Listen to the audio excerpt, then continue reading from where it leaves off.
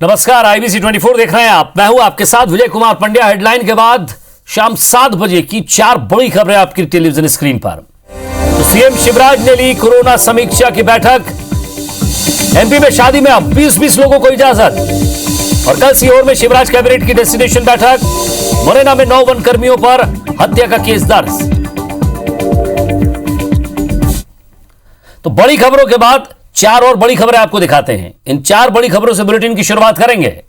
तो शिवराज सिंह चौहान ने आज कोरोना पर समीक्षा बैठक की है। पहली तस्वीर आप देख रहे हैं जिसमें उन्होंने 15 जून के बाद अनलॉक के तहत और भी छूट दिए जाने के संकेत दिए हैं।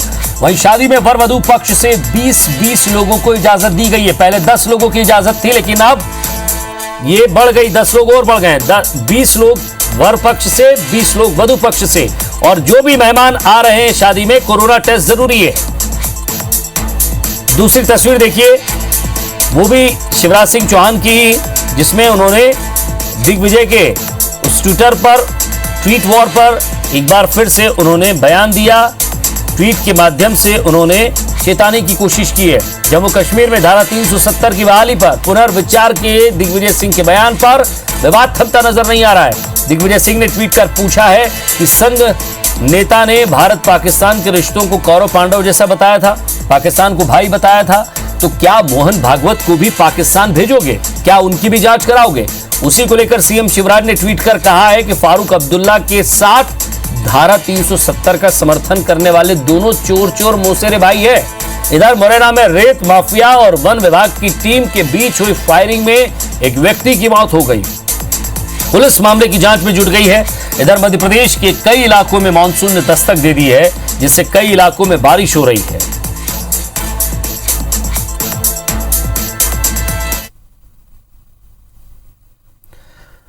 तो जरा विस्तार से समझते हैं खबरों को, क्योंकि क्लब हाउस चैट में धारा 370 पर बयान के बाद बीजेपी के निशाने पर आए दिग्विजय सिंह ने पलटवार किया है। उन्होंने ट्वीट कर सवाल किया है कि क्या मोहन भागवत को भी पाकिस्तान भेजोगे और उनकी भी एनआईए की जांच कराओगे? हम दोनों की जांच एनआईए से करवा लो। दरअसल दिग्विजय सिंह ने करीब 6 साल पहले आरएसएस की तरफ से आए एक बयान को आधार बनाया है। 6 साल पहले संघ और बीजेपी लीडरशिप की कोऑर्डिनेशन कमेटी के दौरान संघ नेताओं ने बयान दिया था कि पाकिस्तान हमारा भाई है। आपको बता दें कि मध्य प्रदेश बीजेपी अध्यक्ष वीडी शर्मा ने गृह मंत्री अमित शाह को पत्र लिखकर दिग्विजय सिंह की गतिविधियों की एनआईए से जांच कराने की मांग की है। इधर सीएम शिवराज सिंह चौहान ने दिग्विजय और फारूक अब्दुल्ला को धारा 370 का समर्थन करने पर आड़े हाथों लिया है। शिवराज सिंह चौहान ने ट्वीट कर लिखा है कि चोर मौसेरे भाई, लेकिन भारत विरोधी ताकतें कितनी भी कोशिश कर ले कामयाब नहीं हो सकेंगी। इधर मंत्री मोहन यादव ने दिग्विजय सिंह पर केस दर्ज करने की मांग की है, जबकि खरगोन से बीजेपी सांसद गजेंद्र सिंह पटेल ने दिग्विजय सिंह पर असंतोष फैलाने का आरोप लगाया है। बीजेपी के आरोपों पर कांग्रेस ने भी पलटवार किया है। दिग्विजय सिंह जी लगातार कई वर्षों से इस तरह के काम कर रहे हैं। आतंकवाद के समर्थन और समर्थकों के साथ जिस तरह के उनके बयान आते हैं, इससे स्पष्ट है कि देश के विरोध में कहीं ना कहीं वो काम कर रहे होंगे। आप पाकिस्तान के एक पत्रकार के साथ जिस तरह की चैट कर रहे थे, इससे बहुत साफ है कि आपका मंतव्य देश के प्रति क्या है। मामले में निश्चित रूप से गृह मंत्रालय जांच कराएगा। कांग्रेस के नेता अभी भी अगर ये मनसूबा पालते हैं दिग्विजय सिंह जी, तो वो उनको भी जनता उनके क्षेत्र में माफ नहीं करेगी और कांग्रेस को इसकी कीमत चुकाना पड़ेगी। एनआईए को जांच करना चाहिए और उन पर मुकदमा बनाना चाहिए। कांग्रेस के वरिष्ठ नेता पूर्व मुख्यमंत्री कहते हैं कि धारा 370 हमारी सरकार एकदम पुनः उसको लागू कर देंगे। ये कहां तक न्याय संगत है? और कहीं न कहीं दिग्विजय सिंह इस प्रकार की बयानबाजी करके इस मध्य प्रदेश को और देश को असंतोष करने का प्रयास कर रहा है। चोरी वोरी तो शिवराज जी ने की है। जो हमारे 25 जो विधायक हैं वो खरीद के सौदेबाजी करके ले गए, तो चोरी तो उनने की है और अब सीना चोरी कर रहे हैं। ऐसा है, पहले वो अपनी स्थिति संभालें, जो उनकी पार्टी के अंदर चल रही, जो कलह चल रहा है उस कलह को संभालें। और इधर इंदौर के पश्चिम क्षेत्र में लगे एक अखंड भारत के नक्शे को लेकर राजनीतिक बयानों का दौर शुरू हो गया है। दरअसल इंदौर के फूटी कोठी चौराहे पर लगे नक्शे में भारत के पड़ोसी देशों में पाकिस्तान, बांग्लादेश, अफगानिस्तान, भूटान, बर्मा और नेपाल को भी दर्शाया गया है, जिस पर कांग्रेसियों ने निगम कर्मचारी अधिकारियों को आरएसएस के दबाव में काम करने का आरोप लगाया है। इस मामले में निगम अधिकारी ने कहा है कि चौराहे को वैदिक काल के नक्शे के हिसाब से डिजाइन किया गया था।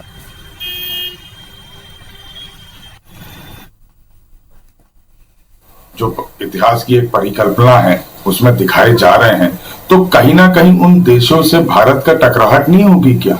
आज हम इस तरह से अखंड भारत दिखाएंगे तो उसके क्या मापदंड हैं, क्या उद्देश्य हैं, ये भारत सरकार और माननीय प्रधानमंत्री नरेंद्र मोदी जी स्पष्ट करें। किसी की परिकल्पना होगी कि ऐसा भारत था, आने वाले समय ऐसा हो, मुझे नहीं मालूम किसने लगाया, पर अखंड भारत पूर्व में था। हमने देखा हमारी सीमाएं तो बहुत दूर दूर तक थी और मुझे लगता है किसी ने उसी परिकल्पना को लगाया होगा। जो प्राइमरी रूप से पता किया उसके अनुसार लगभग 2-3 साल पूर्व उस पूरे फुटी कुटी चौराहे को वैदिक काल की थीम पर डेवलप किया था और मुझे लगता है उसी के तारतम्य में वहां पर वो नक्शा होगा, लेकिन मुझे डिटेल में इंफॉर्मेशन निकालना बाकी है। मुख्यमंत्री शिवराज सिंह चौहान ने 15 जून के बाद अनलॉक के तहत और भी छूट दिए जाने के संकेत दिए। उन्होंने कहा कि प्रदेश में बहुत सुखद स्थिति है, सब कुछ ठीक है, लेकिन सावधानी रखना जरूरी है। क्या कब तक बंद रहेगा और किसी छूट मिलेगी, ये क्राइसिस मैनेजमेंट ग्रुप ही तय करेगा। मुख्यमंत्री ने कहा है कि क्राइसिस मैनेजमेंट की टीम ने बहुत अच्छा रिस्पांस दिया है। कोरोना कंट्रोल के लिए पंचायत, वार्ड, ब्लॉक और जिले की क्राइसिस मैनेजमेंट टीम ने बखूबी अपनी जिम्मेदारी निभाई है। भोपाल, इंदौर और जबलपुर में कोरोना के रोज मिलने वाले केस अब 2 अंकों में रह गए हैं। 20 जिले ऐसे हैं जहां एक भी पॉजिटिव केस नहीं है। सीएम ने कहा है कि हम लगभग नियंत्रण के पास पहुंच गए हैं। आज प्रदेश में पॉजिटिविटी रेट सिर्फ 0.3% रह गया है, जो शायद देश में सबसे कम है।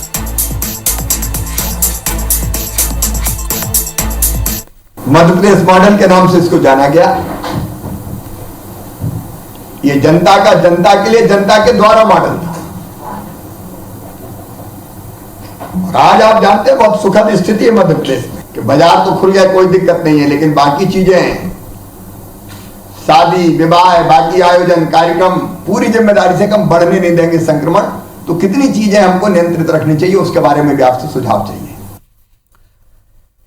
और मध्य प्रदेश में कोरोना की समीक्षा बैठक के दौरान मुख्यमंत्री शिवराज सिंह चौहान ने वैवाहिक आयोजन के लिए एक बड़ी राहत दी है। उन्होंने कहा है कि अब शादियों में वर और वधू पक्ष के 20-20 लोग शामिल होने की अनुमति है, जो तत्काल दी जा रही है।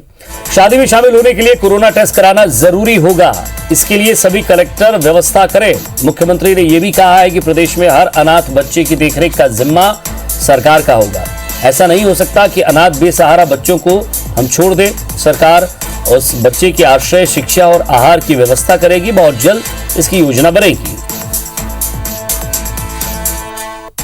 और शादियों में जो अभी तक संख्या 10-10 थी, उसको बढ़ा के हम लोग ये तत्काल प्रभाव से करेंगे, 20-20 कर दी जाएगी दोनों पक्षों से। दूसरी बात आई थी अनाथ बच्चों के लिए, सरकार ऐसे बच्चों की शिक्षा, ऐसे बच्चों के आश्रय की व्यवस्था और ऐसे बच्चों के आहार की व्यवस्था, जीवन यापन की संपूर्ण व्यवस्था करेगी। और मध्य प्रदेश में विधानसभा की विशेष सत्र की अटकलों पर विराम लग गया है। विधानसभा अध्यक्ष ने कहा है कि विधानसभा का मानसून सत्र जुलाई के आखिरी हफ्ते या अगस्त के शुरुआती हफ्ते में होगा, जिसे लेकर सरकार और विपक्ष ने तैयारियां शुरू कर दी हैं। विधानसभा का यह सत्र हंगामेदार हो सकता है क्योंकि कांग्रेस कोरोना से हुई मौतों पर सरकार को घेरने की तैयारी कर रही है। कांग्रेस विधायक अपने अपने जिलों में कोविड से मौतों के आंकड़े जुटा रहे हैं। कांग्रेस का कहना है कि कोरोना से मौत और सरकारी रिकॉर्ड में दर्ज मौतों के आंकड़ों में बड़ा अंतर है, जिस पर सत्ता पक्ष को विधानसभा में जवाब देना होगा। पूरी तैयारी हो गई है। जुलाई के अंतिम सप्ताह या अगस्त के प्रथम सप्ताह में संभावित है और अपन सेटिंग कर रहे हैं कि क्या गवर्नर कब अनुमति देती हैं, उसके हिसाब से सरकार कब कहती है। पर मैंने जो प्रस्ताव किया है, जो मेरी इच्छा है कि वो जुलाई के अंत में हो जाए और अगस्त के प्रथम सप्ताह में कोई ऐसा सेट हो जाए। जब भी मानसून सत्र होगा, जो लोगों की पीड़ाएँ हैं, जो कोरोना से लोगों की जानी गई है, जो ऑक्सीजन इंजेक्शन मिले नहीं है, जो 224 वेंटिलेटर्स आज भी स्टोर में रखे हुए हैं, इन सब बातों को उठाएंगे। जिस तेजी से ऑक्सीजन, रेमडेसिविर, बाकी चीजों पे काम हुआ है उतना कभी कोई नहीं कर सकता था। आज भी उनके खुद के राज्य महाराष्ट्र हो, राजस्थान हो, छत्तीसगढ़ हो, वहां पर पूरी तरीके से बुरे हाल है। पहले कांग्रेस पार्टी उन राज्यों का जवाब दे। रही बात किसी भी तरह का विधानसभा के पटल पर जवाब देने की, यदि सत्र होगा तो हम लोग अवश्य देंगे। और मध्य प्रदेश में कोविड से हुई मौतों पर सियासत जारी है। पूर्व मुख्यमंत्री कमलनाथ के कोविड से अप्रैल महीने में 1 लाख से ज्यादा मौतों के दावे को सच साबित करने की जिम्मेदारी कांग्रेस विधायकों ने उठा ली है। आगर से कांग्रेस विधायक विपिन वानखेड़े ने अपने विधानसभा क्षेत्र में हुई मौतों का आंकड़ा जारी किया है। वानखेड़े ने एक सूची जारी की है जिसमें आगर जिले की आगर विधानसभा के गांव में हुई मौतों का रिकॉर्ड है। विधायक विपिन वानखेड़े का दावा है कि अप्रैल मई महीने में आगर विधानसभा में कुल 1346 मौतें हुई हैं, जबकि सरकारी रिकॉर्ड में पूरे आगर जिले में कोविड से होने वाली मौतों का आंकड़ा 68 है। इतना बड़ा अंतर कैसे? कांग्रेस विधायक विपिन वानखेड़े ने कहा है कि सरकार आंकड़े छिपाने की डर्टी ट्रिक अपना रही है। कांग्रेस विधायक के आरोपों पर बीजेपी नेता राहुल कोठारी ने कहा कि कांग्रेस मौतों पर भी राजनीति कर रही है। झूठे आंकड़े जारी कर रहे हैं। आगर विधानसभा में ही अप्रैल और मई महीने में 1346 मृत्युएं हुई है, जिनकी सूची मैंने मुख्यमंत्री जी को भेजी है। मेरी मुख्यमंत्री जी से मांग है कि मुख्यमंत्री जी स्पष्ट करें कि जो 1346 लोगों की 2 महीने में मृत्यु हुई है, इतनी बड़ी संख्या में मृत्यु होने का क्या कारण है। देखिए, कांग्रेस पार्टी जिस तरीके से इस मौतों के मामले में आंकड़ेबाजी करने का प्रयास कर रही है, उसमें कुछ मीडिया के आंकड़ों की मदद ले रही है, हमें लगता है ये ठीक नहीं है। आप सेवाभावी यदि हो तो आप पहले तो कोविड के दौरान कहीं दिखे नहीं, अब कम से कम जाकर आपको घर घर दस्तक देकर सही मौतों की जानकारी निकालना चाहिए। जो भी गए हैं वो कहीं ना कहीं हमारे लोग थे। कांग्रेस पार्टी इस मामले में गंदी राजनीति ना करे, मौतों के आंकड़ों में खेलाबाजी ना करे।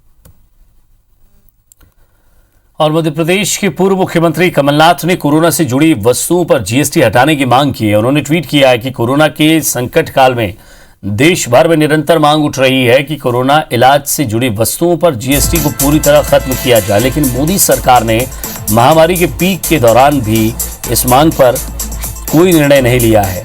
और आज जब कोरोना की दूसरी लहर का असर देश भर से खत्म होने की कगार पर है, संक्रमण दर बेहद कम हो चुकी है, कई जिले संक्रमण मुक्त हो चुके हैं, अस्पताल खाली हो चुके हैं, तब सरकार ने कोरोना के इलाज से जुड़ी 17 वस्तुओं पर जीएसटी खत्म करने की बजाय उसे कम करने का निर्णय लिया है। कमलनाथ ने लिखा है कि बड़ा ही आश्चर्य है कि जिस वक्त लोगों को वैक्सीन लगना है उस पर लगने वाली 5% जीएसटी में कोई बदलाव नहीं किया गया।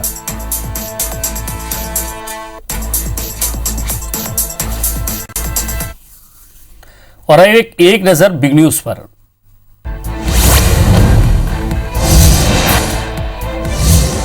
कोरोना वायरस के बीच ब्रिटेन में जारी 7 देशों के शिखर सम्मेलन में G7 समिट को आज प्रधानमंत्री नरेंद्र मोदी ने वर्चुअली संबोधित किया। इस दौरान पीएम मोदी ने दुनिया को वन अर्थ वन हेल्थ का संदेश दिया।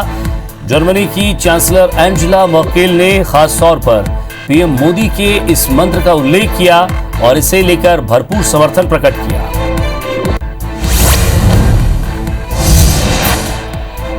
शिवसेना नेता संजय राउत ने रविवार को कहा है कि यह अफवाह है कि शिवसेना के सीएम को 2.5 साल बाद बदल दिया जाएगा। जब 3 दलों ने सरकार बनाई है तो उन्होंने प्रतिबद्ध किया और फैसला किया कि सीएम 5 साल के लिए उद्धव ठाकरे होंगे। अगर कोई इस बारे में बात करता है तो ये झूठ और अफवाह है। ये विलय नहीं है बल्कि 3 दलों का गठबंधन है और सभी अपनी पार्टी का विस्तार और मजबूत करने में उसे लगे हैं।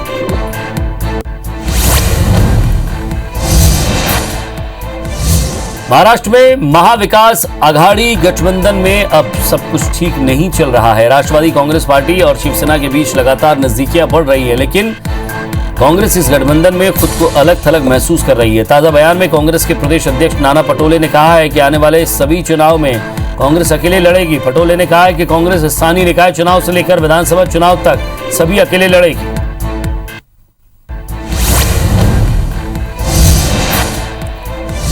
मुंबई में चांदीवली में शिवसेना के विधायक दिलीप लांडे ने एक ठेकेदार से बदसलूकी की जिसकी हद पार हो गई। लांडे ने ठेकेदार को पानी भरी इस सड़क पर बैठा दिया। नेताजी के लोगों ने ठेकेदार को धक्का भी दिया। इतना ही नहीं, विधायक ने ठेकेदार के सिर पर कचरा भी डलवा दिया। उनकी इस हरकत का वीडियो वायरल हो रहा है।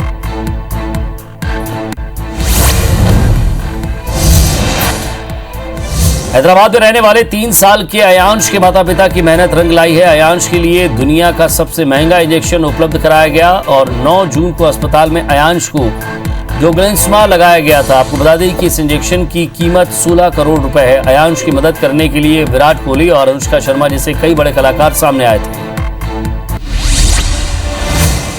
चलिए कुछ और खबरें देखते हैं। इंदौर में कोरोना पॉजिटिविटी दर 1% से भी कम हो गई है। अब शहर को अनलॉक करने के साथ ही वैक्सीनेशन पर जोर दिया जा रहा है। इंदौर में वैक्सीनेशन के लिए उठाए जा रहे कदम और कोविड अनुकूल व्यवहार मॉडल के लिए सीएम शिवराज सिंह चौहान की तारीफ की गई है। और इस वक्त देश में गुरुग्राम के बाद इंदौर दूसरा शहर है जहां सबसे ज्यादा टीके लगाए जा रहे हैं। वैक्सीन की पूर्ति होने के बाद यहां और तेजी से टीकाकरण अभियान चलाया जाएगा। इधर इलाके में कोरोना के हालात सुधर रहे हैं। मंत्री तुलसी सिलावट ने बताया कि सांवेर में शनिवार को एक भी संक्रमित मरीज नहीं मिला है।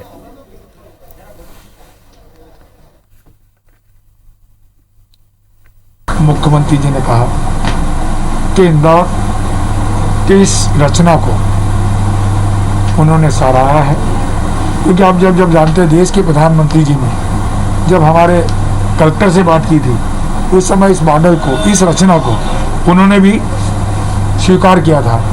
तो इंदौर का प्रभाव जो भी इंदौर करता है मध्य प्रदेश में पूरे राष्ट्र में पड़ता है। पहला मुद्दा तो आज का कोविड अप्रोप्रिएट बिहेवियर था। दूसरा, ज़्यादा से ज़्यादा लोगों को वैक्सीन लगे, ये माननीय मुख्यमंत्री जी की चिंता है। उसमें उन्होंने कुछ सुझाव भी दिए। और इधर राजगढ़ जिले के सुठालिया में अब भी कोरोना को लेकर भ्रम की स्थिति बनी हुई है। कोरोना जांच के लिए लगे सैंपलिंग कैंप के दौरान एक ग्रामीण ने सैंपल देने से इनकार कर दिया। पुलिसकर्मी और ग्रामीण के बीच विवाद हो गया और विवाद तब ज्यादा बढ़ गया जब गाली गलौज और मारपीट के बाद यहां हाथापाई तक होने लगी। ग्रामीण इलाके में कोरोना को लेकर स्थिति का अंदाजा लगाया जा सकता है और लोग मानने को तैयार नहीं है।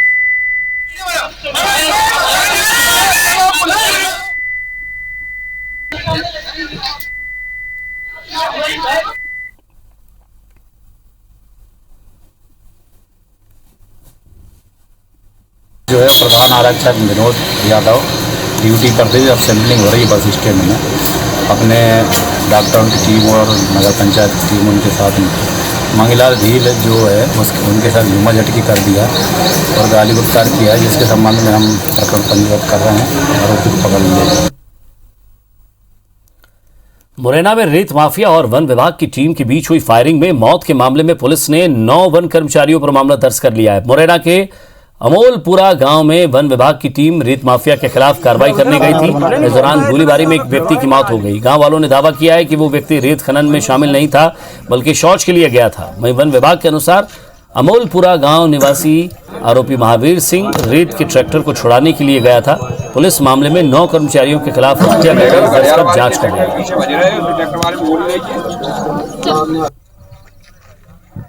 कुछ लोगों ने फायरिंग की है जिसमें जो मृतक हैं महावीर सिंह तोमर करके मिलता है अमोलपुरा गांव के रहने वाले हैं, तो उनके साथ में ये घटना घटित हुई है और उनकी मौत हो गई है।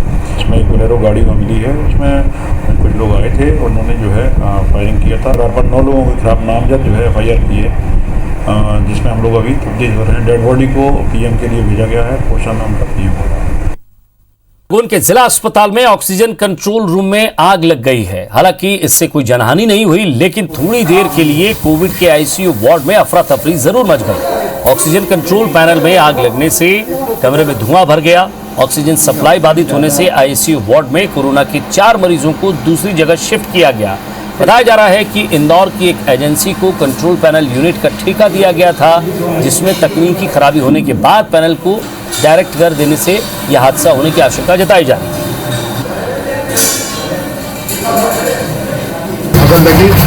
इस खरगोन के जिला चिकित्सालय के ICU में आग लग गई। तत्काल हमने गाड़ी पलटे हमारे साथियों के साथ, वहां आकर देखा, निश्चित ही आग लगी थी।